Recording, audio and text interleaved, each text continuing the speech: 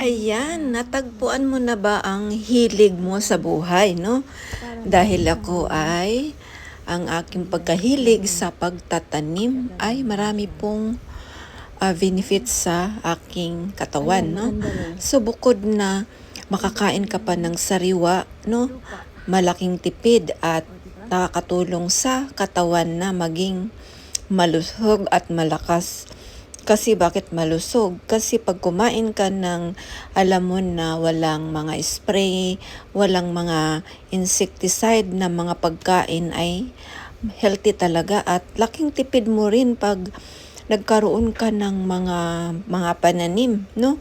So ito po ang aking kahiligan, no, sa aking buhay, no? Ang aking buhay. Ang aking buhay ay masaya. So ito po, no? So ayan, ang akin lang kinukwento dito ay napakasarap po talaga pag natagpuan mo na yung hilig mo magtatanim. So, ayan, ma-exercise pa yung mga ugat-ugat mo na natutulog, no?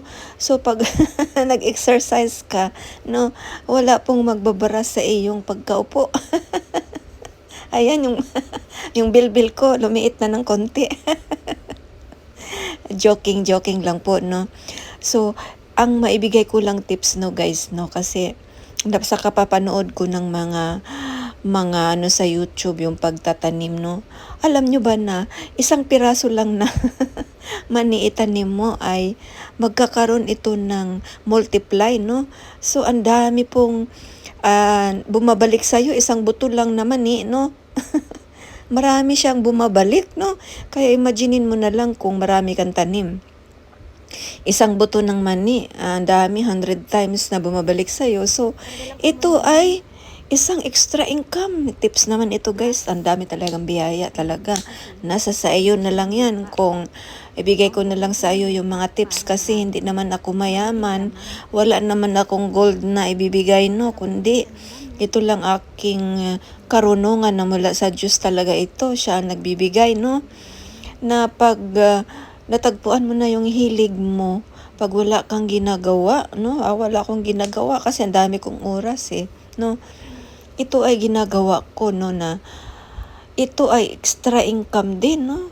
Na pagtatanim ay extra income din, lalo na kung syempre pag ang nagtatrabaho sa iyo isa lang, di kulang talaga, no? Kulang talaga ang budget mo, no? Bibigay ko lang sa iyo ng extra income na mga tips, no? So ayan, isa sa ito sa pagtatanim ang magiging dagdag ng kita, no?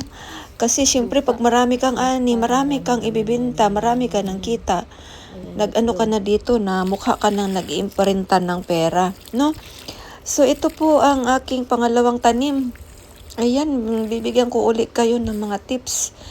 Ang saluyot hindi lang sa pagtatanim ito, no, kundi marami di kasing masustansya sa katawan ito. Kayo na lang magre-research, no? Ang dami ko nang binigay na tips, no?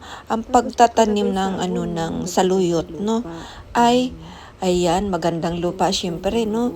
Tapos lagyan mo ng abono sa ilalim. Pagkalagay ng abono sa ilalim, ayan, lalagyan mo na ng lupa, babaon na naman lupa, no?